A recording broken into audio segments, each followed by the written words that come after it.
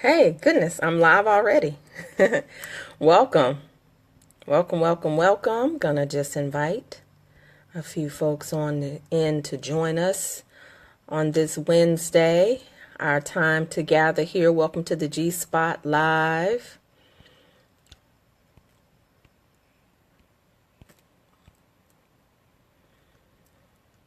Hope you all will be able to see the invite since Facebook is tripping a little bit. Won't let me do what I do to invite folks in. So I'm just inviting and waiting for you because I have a question for you today. I have a question for you all today. So I want a few of you to join, and I want you to indulge my question. It was something that was asked to me, and I want you to think about your answer to the point of it moves you to tears, really. That's what happened for me when I started talking. So that's what I want to invite you to. So I'm just doing little invitations here.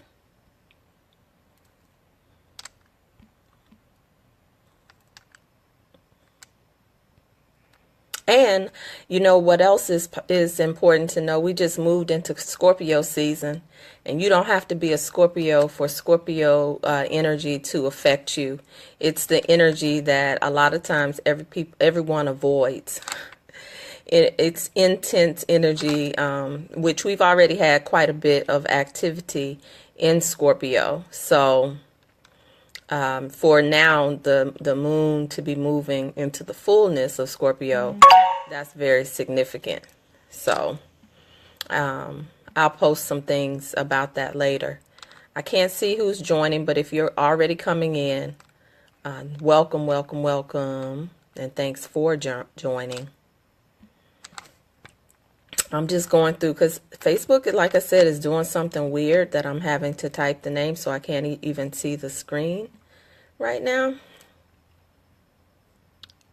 Okay, let me see if you all can see me. Okay, hey. Yes, thank you all. There you are. So I have a question for the few of you who are in the space. Welcome.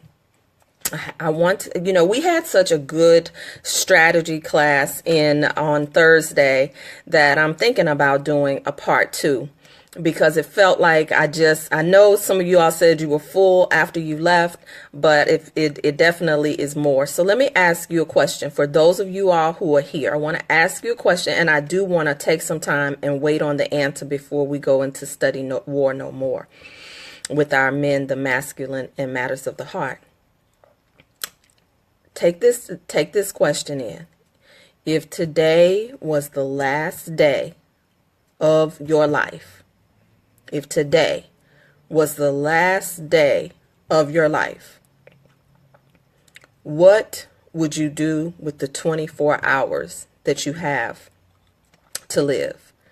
What would you do with the 24 hours that you have to live if today were your last day? Okay? So I want you to put that in the chat, write in your responses. And that's okay if it's a paragraph, I'm going to read it. But I want you to write, what would you do if today were your last day here on Earth, on planet? How would you spend it? Where would you be? What would you say? Who would it include? What would you do? Okay, so I want to hear from you today. I want to start off there. If you're just joining, thank you for joining. I'm going to say it again. I have a question to kick off our fireside chat that we have on 1 o'clock on Wednesdays. If today were your last day on Earth, you had 24 hours to live, how would you spend it? What would you do? Who would you do it with? Who would be there? What would you say? What foods would you eat? It's a comprehensive question. I know you might be thinking about, I'm going to wait for the first 2 or 3 answers and then I'm going to share it. and then I will go into Study War No More. What I was saying is that our Thursday night in the strategy masterclass was so powerful that I'm really thinking about doing a full workshop, virtual workshop, because it's such a loaded topic. And so we talked about strategies on dealing with the masculine and men in our lives and matters of the heart in a very preliminary way. And people said that they were blessed by it and gave me a lot of inbox comments as well. And so we're still working with that energy. And so I want to invite you. I'm going somewhere with this. I'm waiting for your responses. If today were the last day on earth, you had 24 hours, what would you do? How would you use it? I'm waiting for even the Facebook delay to get your responses for those of you who came into the room. If you could type in your responses, I will begin reading them. Even if you hear something that I read from someone else, that's fine. If something resonates with you, just let it resonate with you, okay? But I want, who's going to be the first 2 or 3 people? I'm assuming that the time that I'm seeing here is typing time. Okay, so I want to give you some typing time.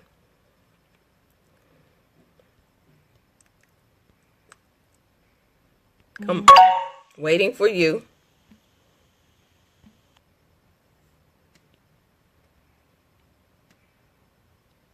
Waiting for you.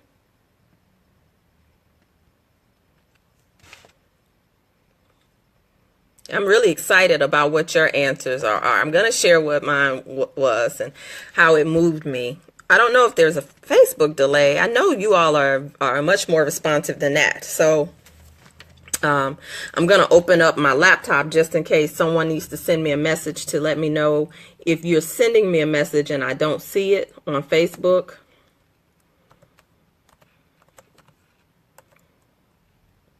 If you can send me, if you're putting in your message in the chat, and because I don't see anything, and Facebook is funny like that.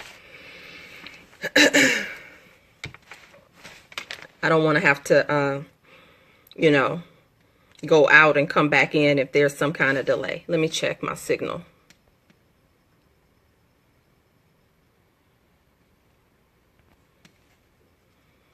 Let me see. There we go. So there's some comments coming in. Okay, good. Thank you. So I'm going to read what's coming in. I would spend it with as many of my beloveds as I could get my hands on. I would tell them how much they mean to me. I would have good fresh food and sweet fruit juices. I would sing with them and play good music. I would wear beautiful shades of purple. I would prepare myself for the next stage of my journey that is beyond this one. I would consecrate myself. Oh, wow. I love it. Okay. Another sister says, I would fly my immediate family to a secluded island, eat, laugh, and be merry. All laughs, play, and fun. All right. Another sister says, I'm intentionally not saying your names just for the replay because it really doesn't matter for the replay. You can see who's saying what. Have as much fun with my family as possible. Lunch in the park, playing with younger children, relatives. Then give out and receive as many hugs as possible to family, friends. Then make sure my children know where to find all of my important information to continue moving forward in this life. Insurance papers, savings account, password. Okay. All right. Good. All right. So then another sister says, if today was my last day of life, I would first of all call my man, mother, son, daughter, pastors, BFFs, past love, mentors, and tell them that I love them and thank them for all that they've imparted in this life. Yes. Okay. Do you see a common thread here? do you see a common thread? what your response is. I want to leave some room. Is there anyone else that would have a different response? If today were your last day on earth, how would you spend it? What would you do? How would you spend it? What would you do? If there's anybody else who I didn't get to in the comments.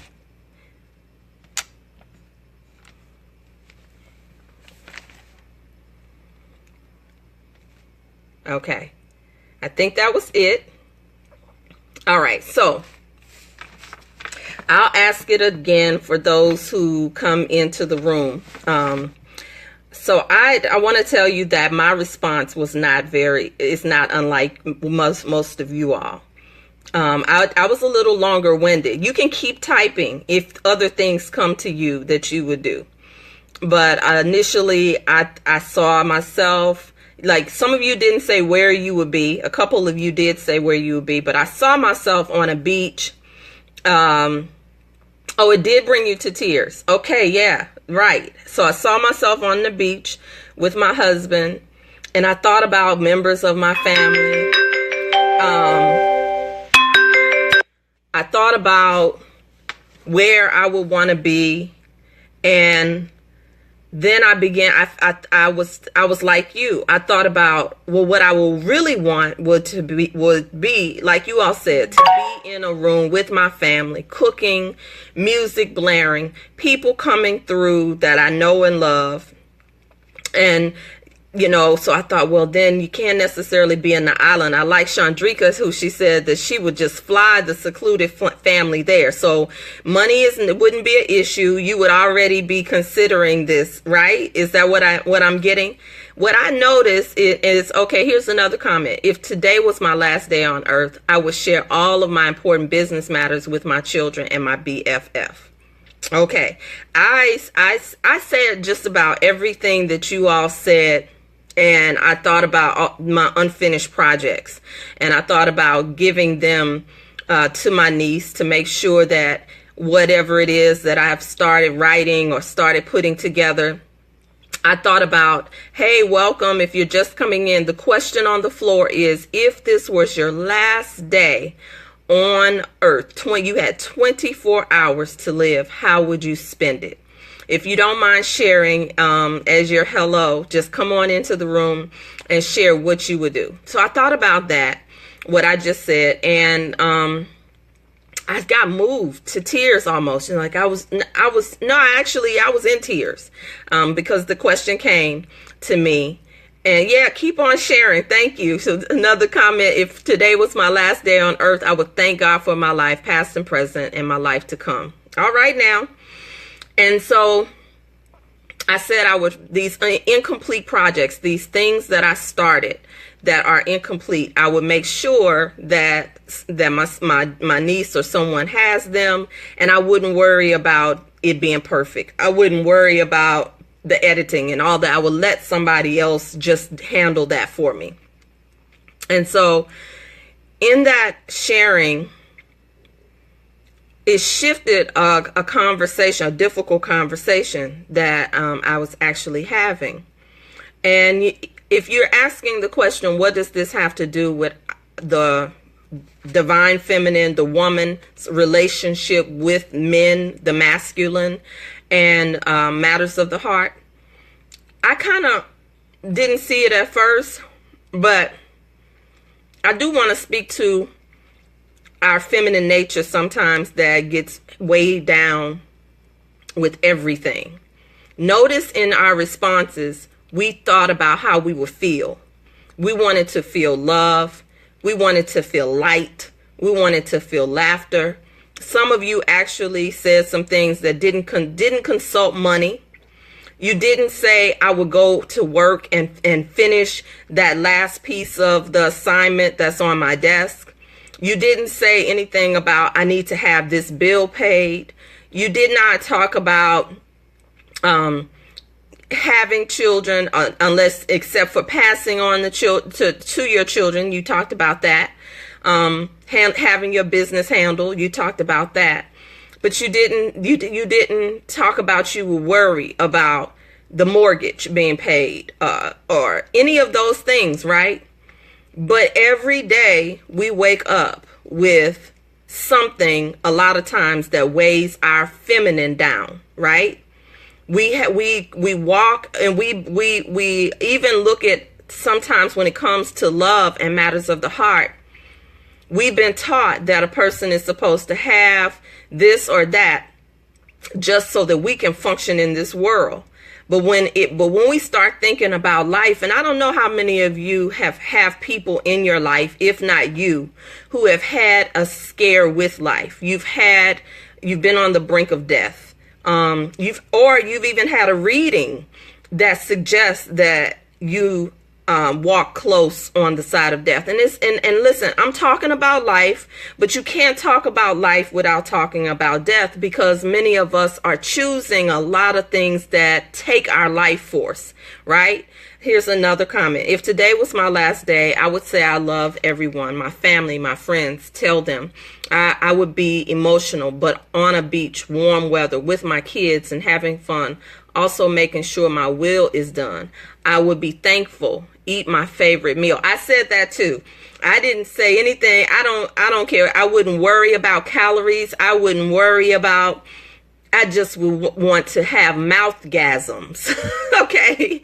And so she says, thankful, eat my favorite meal, no worrying, and give praises on my way to my next journey. Another comment. If today was my last day on earth, I would spend time with my children and godchildren, asking them what they hope to do with their lives and provide my feedback. Now, did you wake up yesterday as if that day was going to be your last day here? Did you wake up today with that? Now, some of you didn't say have sex and great love making. But would you, if you had someone to make love with, would you? What about if you don't have somebody, but you want somebody that you have in mind to make love with? Would you be worried about all the things that prevent us from living out loud? Would you? Would you be worried about that? I'm asking this question because a lot of times we are comparing what we've had before in previous relationships. And how many of you, when we start talking about men, let's just start with study war no more with our men. How many of us recognize that we may have war on the inside of us when it comes to our men, the masculine, and matters of the heart? And we'll study it. And how we study war is the things that we read and take in, the things that we watch on TV. And I say that because we will watch Olivia Pope on Scandal. We'll watch, what's my girl on Gabrielle's show? I can't think of the name of Gabrielle's show. We'll look at what our friends have when people have they post their relationships on Facebook. We'll even be looking at what our mothers went through in relationships. Whether your father stayed or not, we'll look at what our mothers experienced in relationships. And how many of you, I'm going to raise my hand in advance, have made a decision based off of what you seen your mother experience and you said, I'm not doing that. Being Mary Jane, thank you. You say somewhere you saw and experienced something that you didn't like and you said, I'm not doing that one. And so when you get older and you've been through love, at this point, everyone in Good Girls Gone Goddess probably has had a heartbreak. You've had love. You've been in love. And that's a bold assumption because some of us have not really ever been in love because we've never, remember last week I talked about being penetrated. Some of us have only had, arrangements. with no benefits. You know, with some of us have never really let ourselves go in love. Not really. We may have overgiven, but that comes from believing that you're not enough. We may have done a lot of good things for somebody else, and that oftentimes comes from a core belief that you're not good enough. Not enough and not good enough are very similar, but one focuses on quantity, so you end up doing a lot. The other focuses on quality, and so you're always evaluating yourself and others based off of right and wrong. The other thing, sometimes if we may have had abusive experiences, that comes from a core belief of not worthy. Core belief, and the core beliefs actually attract to us mirror images of what we really believe about ourselves, unless you have someone that comes along that interrupts that pattern. It's not their responsibility, but sometimes we have had people who've come along to interrupt their pattern, and that's where the female ego enters in.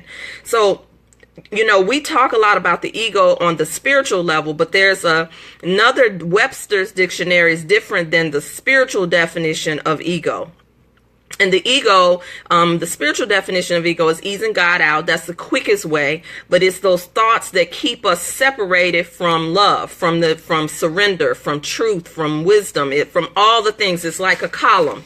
On one side is love and one side is ego. Everything on love's side, it looks like harmony, it looks like flow, it looks like the fruits of the spirit, as the Bible refers to, or some of the things that we would consider the fruits of the spirit. On the other side of the ego are those things like fear, distrust, control, arguing, rage, anger. Those are the things that are on the side of the ego.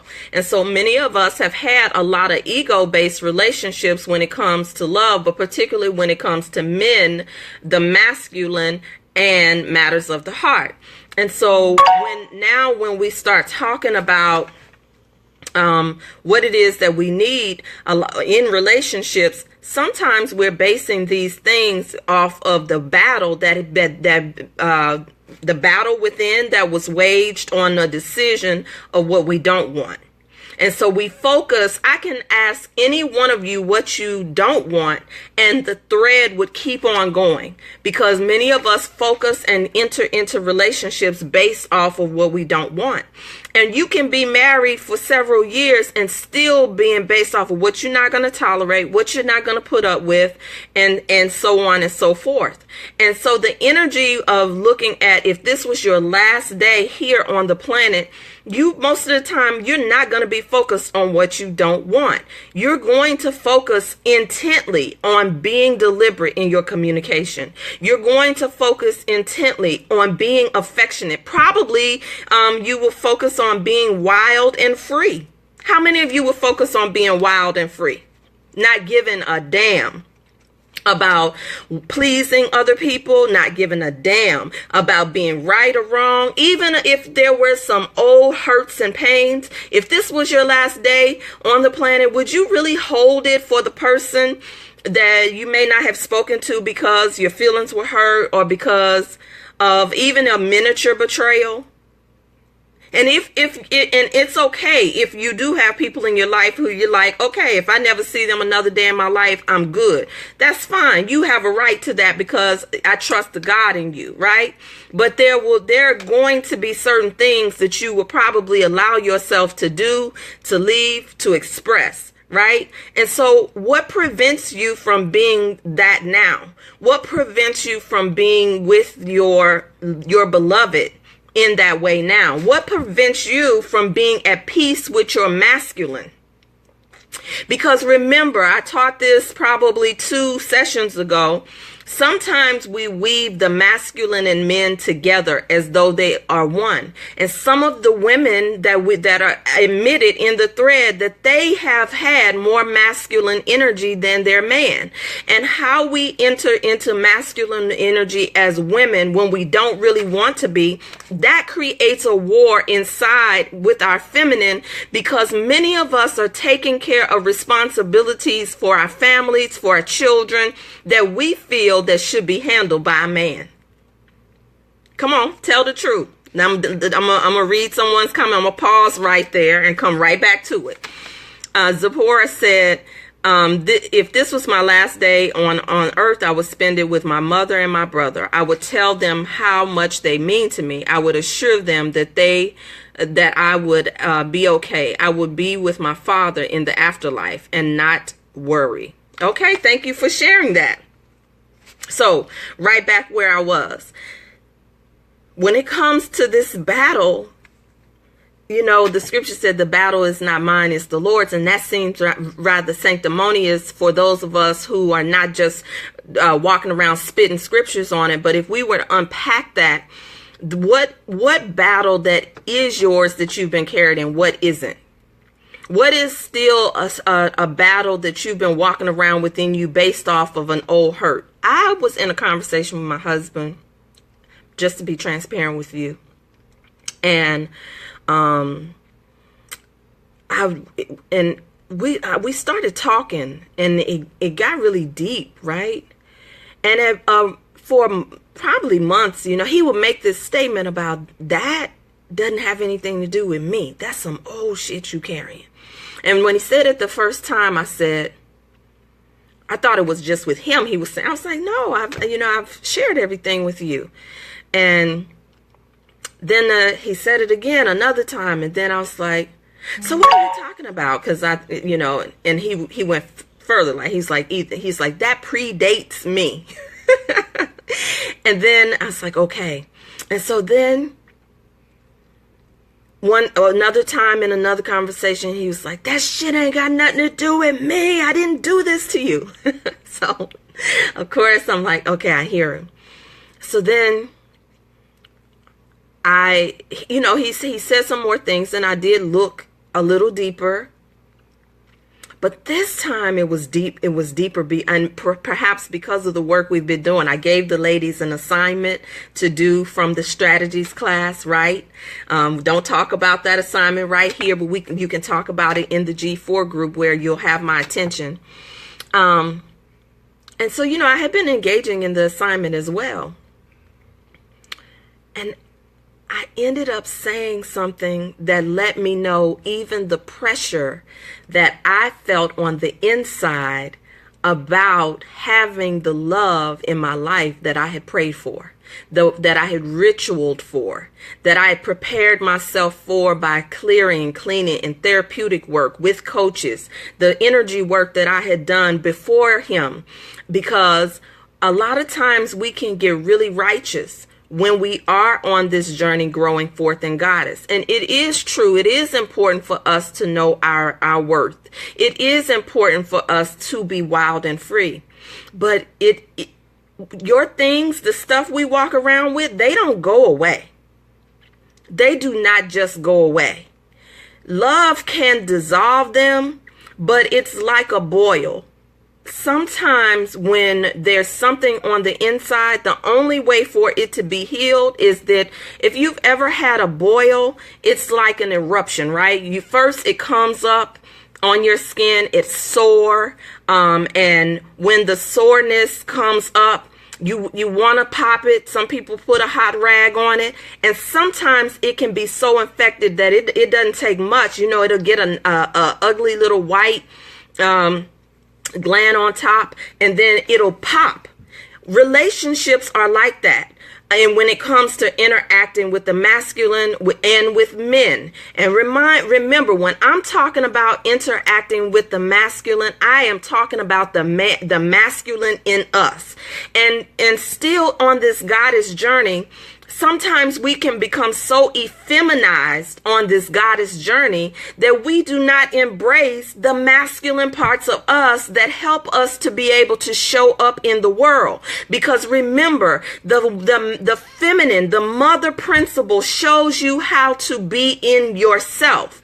And if that was weak, that's a whole nother discussion. Next month, we're going to talk about motherless daughters and or the energy of motherless daughters, even if you grew up in the presence of your mother, next month, right?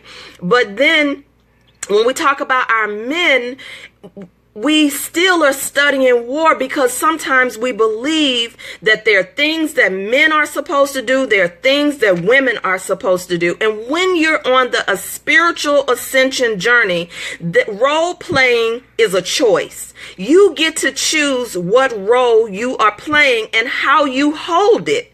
And there was when I went through this inquiry, when he was asking me this question, I forgot how I got to, oh my God, I was holding a concept so tight in my body, I wasn't really expressing it because I've been married before.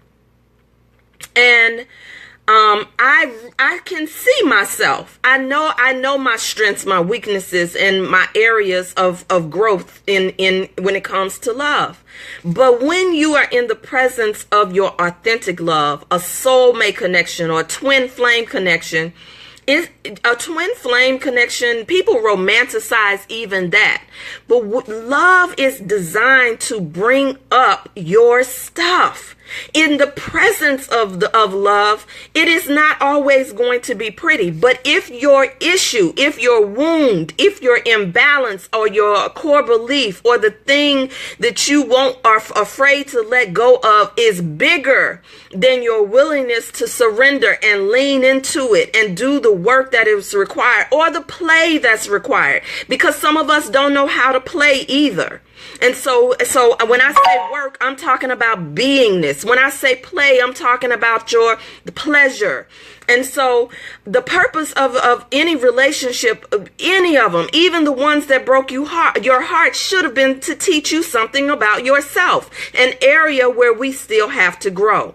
And so now when we come to matters of the heart, Pastor Wilson taught me, and of course metaphysically I'm trained to understand that whenever we talk about the heart, we are not just talking about the things that are obvious to us. When we start talking about the heart, we're talking about the unconscious and the subconscious. We're talking about the subconscious mind. And that's why when the Bible says out of the heart flows the issues of life, because it's in the heart where many of our wounds are held, where many of our core beliefs are held. Because see, in the heart also is where courage is. The courage to be individualistic, to do love on your terms. So what your mother and father were married for 30 and 40 years? So what they broke up when you were in 5th grade? Or so what you seen your mother so what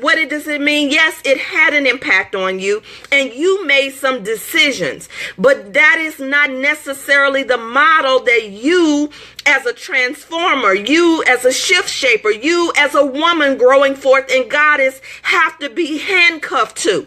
You do not have to be handcuffed to their model, to what it is they either mucked up, because even a duration of a relationship does not necessarily mean that the quality of the relationship is a reference point that you want to model. So what about doing it on your terms? Because many of us are still battling with old concepts and old paradigms that no longer serve us. And the idea of letting go of old concepts and role playing, because when we talk about role playing, is there a partner in that? Is there partnership in role playing? There's no partnership in role playing, because it means you do this and I do that. And many of us live with with expectations that we've never communicated, not for real. We talk about what we want, but we don't talk about the experience that we really desire to have. And if we look at the experience that we really desire to have, it goes back to that moment. If it was the last 24 hours on earth, what do you want to do? You want to be able to love and be loved. Simple as that. Simple as that. You would not be so protective over your heart if I say this all the time, peace and blessings upon him. Ron Davis taught us, at least he taught me one morning. He said to me, LaTanya, what he said, do you want to live with a boxed heart or do you want to live with a bruised heart? And I had to pause for a moment because, there have been some boxed heart moments. There's some situations that will make you put a box around your heart, even when you're in leadership. There will be let me go back. Especially when you're in leadership, when you have a servant's heart and you are called to serve people, help people, be an empowerer, be an awakener, be a teacher in some way. You start dealing with people. If you're in customer service, you know what I'm talking about. People will break your heart. Look, there were times I would drive Lyft and I just couldn't believe some of the things that are out here in these streets, boy. But you just look at social media, and I don't know about you. I clean up my timeline, so a lot of times I don't see the foolishness that does happen on social media. And when I do peek at it, I'm like, oh my God, they said that? They did that? Yeah, so that's how dating is. We want a guarantee when it comes to dating. Those of you who are single, you want a guarantee. You want an insurance policy. Marriage is not an insurance policy. Your man is not an insurance policy. The masculine is not an insurance policy when you're talking about living free. Because we've been talking over a few days, and one of the vows that I took before I met my husband is, and I never said this publicly, I'm going to say this because I'm going to set myself free. Sometimes when you minister, you got to set yourself free. I'm going to say this, never said this publicly. I've been married before, and it was a very short-lived marriage for me. I had buyer's remorse like never before. I knew that I was moving out of divine order because God had given me signals and signs and I did not pay attention to them. But I had just lost my father. I'm giving you the synopsis after therapy, after grief counseling and all of that. And here I find myself in a whole relationship, a whole marriage with a whole house. And I felt obligated that I had to move forward. I also felt like, my mother I only had one parent, so I had to get this done. So listen, when I got married, I knew when I walked down the aisle, I had chosen my girlfriends to do the ceremony, but I did not give them any instructions that aligned with who I was. So they gave me traditional vows. They said traditional vows. I'm a non-traditional woman. I had studied those vows in my time of preparation and saying I would never take those vows because vows are spells. And that's why many of us are walking around under those traditional vows, and that death till death do us part is killing us. That's why when sickness and health, we sick in the marriage, we sick in the dating, we sick because you go look and go study where they came from. It doesn't even say man and woman. Some of them may have edited it to say man and woman. It said man and wife. You got to be able to study and know what's God's law, what's legal law, where these things come from. Because when you begin to function under those things that you have committed, that's why when I work with people who are going through a situation in their marriage, sometimes you need to renegotiate the contract that you're still operating under that no longer works. You got to renegotiate the contract. And so I knew when I was standing there, but here they are, my girlfriends who were doing the wedding. One came from a traditional, one came from a non-traditional. I was cringing on the inside as I repeated the vows. I knew better. I knew better. But see, my story from that relationship was self-betrayal. So I had looked over that as a form. I even betrayed myself at the altar. Not to mention the getting to the altar, the things that I went through and the experiences that I didn't tell anybody about. I was praying on a prayer call. Come on now, I just want to tell on myself so you can set yourself free. Because many of us are walking around with this righteousness in us. We're walking around with this stuff that keeps us in bondage because we don't feel like we can trust anybody. I did it. I walked around. Let me tell you the first exercise that I started to do to get myself free and clear of the spell cast that I allowed myself to operate it on under. I started telling the truth, the radical truth. I went to my best friend. I went to my girlfriends that married me. I went to my mother and my sister. I started telling the truth. I had to come out. I had to come out of myself. You better stop hiding. I have so many of you who come to me and y'all tell me what's really going on, but then you scared as hell because you're really afraid of being alone. Which when a woman is afraid of being alone, you are praying over, announcing to the universe that I am not enough. I don't believe I'm enough. I don't believe that I can have what I really want. And so that's why a lot of times we settle, because we don't believe we can have what we really want. And I know I was making a safe choice back then. So I said all of that. I don't care if you heard my story one time, but this story continues to preach inside of me. It continues to set me free, because until my husband gave me some feedback, I didn't even see how another decision was operating, because I still sometimes have to forgive myself from that experience, of that timeline in my life, good fertile years too, by the way. I tell myself that I have to talk to my womb, because I know I wanted children, but I loved myself enough in that relationship that when the doctor said, come on now, Miss Taylor, let's go on and get you pregnant, because nothing was wrong, but and all the impediments of the fibroids had been removed. And when the surgeon said, let's get you pregnant, I said, oh doctor, I said, I do want to be a mother, but I need to find another husband to do that with. I was very clear after my womb began to speak to me. See, don't just go to the doctor and get your fibroids removed. Don't just go and have a procedure done. Many of us are going to have procedures done, but we run from the process. We won't walk in the process of what love, in the preparation of love and matters of the heart. And I'm talking to those of you who are in male-female relationships, because that's all I know. I don't know anything about male. I know about masculine and feminine that operates in same-sex relationships. So if you're listening, you still can get a benefit from this. Because the masculine and the feminine is not gender-based. The masculine and the feminine is an energy. And so many of us are masculine women who have chosen feminine men, or feminine women who are at war with the masculine in ourselves even before the man shows up. And so then we wonder why I'm doing it right. I'm dating. I'm going on trips and vacations. I look good. I take care of my body. I eat right. But why is it I don't have anybody? But listen, most of us have something like an insect repellent on the inside of us when it comes to relating to the masculine. Listen, even if you got a man. So I'm sharing this. I took that beeline to share. I'm not talking out of a vacuum. I'm talking out of process.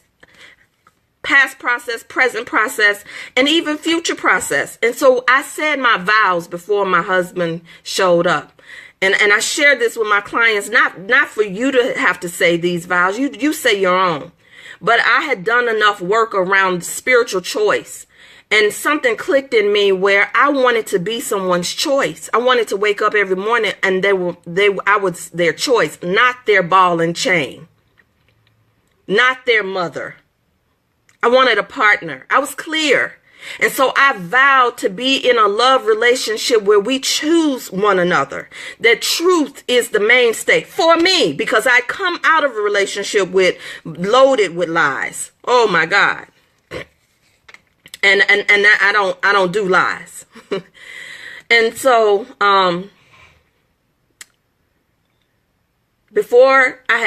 one of the other things that I didn't know was operating was I somehow felt that I had messed up. And so I was still operating off of, I'm not going to make that mistake again. So instead of focusing on creating something new and different that matched who it is I say I am in this current day, in this current season, in this relationship, in this role that I am playing in my life, there will be times when I would absolutely have to go into myself and give myself permission to let go of that layer, that concept. I see it. Because if you can't see it, it'll keep on exploding and you wonder why. It'll keep on being a conflict and you wonder why. It'll keep on looking like you're doing something and you don't get any reward. It can even physically look like opening your legs, but your heart is still closed. It can look like being a sexual woman, but your orgasm is still restricted. So ain't nobody talking about how much sex you have. Ain't nobody talking about your ability to attract a man. Ain't nobody talking about you that you got one. But the healing of our relationship with men begins with our relationship with the masculine within first. Because you can have a father that never cultivated you to go out into the world to do exactly what you do by being the princess or by being spoiled or all of that type of thing. And so he doesn't develop you. Just like you can have a mother that doesn't develop you. You can have a mother that was not emotionally available. You can have a father that's not emotionally available. I mean, we can go on and on. There are no fixed precepts and concepts when it comes to how pathology plays out when we are talking about relating to the power of the P. The power of the P is a portal that's much deeper than the physical. The power of the P, it has to be able to see the places where you feel powerless, and where you cover up and overcompensate. And I'm going to go back and look at so we could just digest that. Tell me what you heard. Tell me what you're feeling. I'm going to see what you've already put in here. Reverend Lily said faints. Whew, I have that effect on people, they say. Okay, so vows are spells. Yes, vows are spells. So guess what? When you get ready to get into a relationship, you ought to be looking at what it is you are saying. What game are you playing? What game do you want to play in love? I can help you with that. I know you'll be coaching with me, Risha. We can talk about that. The masculine is not an insurance policy to living free. That's right. Many of us have made our relationships the fact of, oh, I'm married. That's not an insurance policy. Ask any woman who's lost a husband suddenly. Ask any man who's lost a wife to an illness. It's not an insurance policy. In fact, more is required once you get into the presence of someone where you look at the struggle. A lot of times we think that it's supposed to be all romance. But, the Quran says struggle is ordained. And I was just listening to Muji, and I have to quote him directly. He said, stay with it, because stay with your process. Stay with your inquiry around your matters of the heart. Stay with it when the crazy stuff comes up in your mind. When you have an eruption, a temper tantrum, when you have a breakdown, emotional breakdown, stay with it, because the ego's tendency is to tell you that you messed up, that you haven't done the work that you've done, that you haven't made any progress in your healing. The ego will tell you, what is all of this for? I thought I had dealt with that. I can't believe I got to deal with this issue again. I already spent this money in coaching. I already prayed this prayer. I've been on the floor about this. The ego will tell you that. I'm paraphrasing it with my anointing, right? But Muji says that He calls them mind attacks. He said mind attacks are supposed to happen, and they are signs that you are ascending. You gotta know that. You gotta get what I'm saying to you right now, because mind attacks are supposed to happen, because just like the boil, you don't want to look at it. It doesn't feel good. It's erupting on the surface of your skin. Don't let it be something on your face where everybody can see it. But and so what do? Do you protect the ego, or do you dive into the love portion of yourself? And love does not mean this sappy, weak kind of thing. Love is the willingness to get dirty, to get messy, to look at the chaos and ask the chaos some questions. Because the chaos has a ministry. The chaos is not something that the goddess runs from. Do you understand? When you study the goddess Oya, when you study the goddess Kali, they say that Kali is the one who cuts throats and takes off heads. They say that Oya is the mother who brings in the winds of change and destruction. But they don't do that. They are healers first. Have you ever really stayed with your journey long enough that you move through the healing crisis? Many of us quit when the healing crisis happens. We shut down, we run away, fight or flight response. And we want, how big of a bitch can I be to prove that I got power? What I'm not going to do, what I'm not going to tolerate. And it don't have anything to do with you. Muji says, yes, mind attacks are supposed to happen. But we have this love and light wired up as though the shadow is not a part of light. You cannot have a shadow if the sun ain't shining, baby. You can't see the stars if it's... There we go. So I'm going to wrap this up because my connection is doing a little jig over here, and I don't want to just drop you off. So what this thing with the masculine and the men and matters of our heart and our mouth, because some of our mouths are out of control. We want our men to be our girlfriends, and the things that we need to be able to say out of our mouth, we don't know how to really say it and cultivate the masculine. When it got down to it, to the conversation I was having with my husband, I had to just say, I don't know how to do it. I don't know how to do it. I said, I think that I'm letting go. And a lot of times I realize I'm holding on tighter because I don't want to mess up. And I have to do another video because he actually said some things to me that I had never heard ever in my work with anybody about letting go. And he showed me along the journey how I had let go. But I had it wired up that I quit, or that I left, or that I was in fight or flight. And what I know for sure is that the ego is not our enemy. The ego rises up the most when we feel like we're not safe. The challenge is we stay in the ego identity as though it is the truth. But the ego stays around, and it will show up.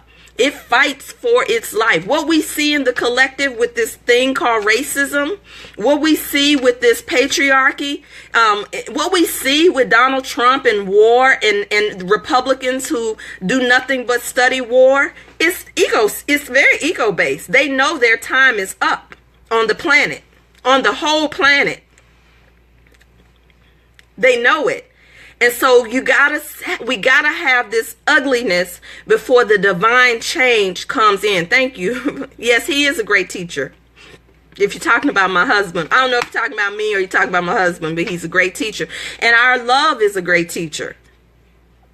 And one of the things that I always say, even on the other side of being his choice, is when I'm no longer the choice of my husband, or he's no longer my choice, that we will set each other free to be loved the way we're supposed to be. Even endings do not mean that you have failed. Sometimes it's more honorable to set people free than to be held hostage when two parties, when your work is complete. Sometimes you came together with someone just to complete a healing or a phase of the journey that only they could bring to you, even if it's for one night, baby. No, just that's another goddess level teaching right there. But yes, hubby's a great teacher. And so when he said that, I had room to go and to do some forgiveness work, because I was holding myself as not being able to do something that I was doing. And so that's what I offer to you today. When you're on this journey, you have to be very microscopic. And you can't be so prideful that you don't ask for help. And I believe that that is what I do when I work with women. It is a soul surgery. And it doesn't mean that anything has to be wrong. It could be just the next level of manifestation that you are being called to. I'm going to close with this. I'm going to tell you how this showed up in my life in another way. When I was serving in the pulpit, I was having I didn't want to feel like I was leaving another thing, right? Because I really believed in it. It was, you know, it was what I was supposed to do. And I remember Pastor Miriam saying to me, God wants what you want. That was so simple. And a lot of times we'll keep on saying stuff like, well, I want to make sure I'm in order with God. I want to make sure that I've served well. I'm leaving this better than I found it. And goddesses do leave things better than they find it. But I was just using that as an excuse not to go out and launch into the deep. Well, even in your relationships, there's an opportunity to launch into the deep. Or you can keep on playing on the surface. And you can keep on duplicating what you've seen duplicated in your family or with your friends. Or you could do what you've been called to do. So that's the wrap up. If those of you who can remember any of the nuggets that you received from any of the from this month's the G Spot Live supplementals, for any of those, you can feel free to share those nuggets. I will let you know if in November I'm going to do this part 2 or just another preparation for what we created in the subscription group. Because Chandrika, we because we have God wired up as something outside of us, and we have God wired up as something that we got to please, an entity that's sitting in a big old rocking chair, rocking and taking notes on us. We still have it wired up. It's so amazing to hear spiritual people talk about what God wouldn't be pleased with. And we're walking around with desires in us, unmet needs, purpose inside of us, inside of our relationships that look crazy. And we think something is wrong, and it could be the best thing that ever happened to us, to our liberation, to our freedom. Liberation is woo, that's a passionate thing. And everything I do is about that. For my life, for my clients, and for the work that I intend to continue to place out into the world. So next month we're going to switch, and we're going to focus a little bit more on the mother. And I'm going to marinate on if I want to do this in November. This is the season where I wind down. But maybe we can go into our holiday seasons with our heart a little bit more open. Maybe we can go into Thanksgiving with manifesting. You know, the cornucopia of the desires of our heart and love and sex and money. Maybe we can open the cornucopia possibilities up from just the role playing the overflow. And when I think of cornucopia, you know what I'm talking about for Thanksgiving. Y'all know what the cornucopia is, right?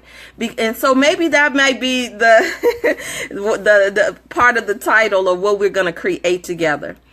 Because Lord knows, I thought I was stepping on a landmine, and I was stepping on a gold mine. Now I was standing on a gold mine. I am standing on a gold mine. And that is perfect correlation to what I'm working with in my love, sex, and money.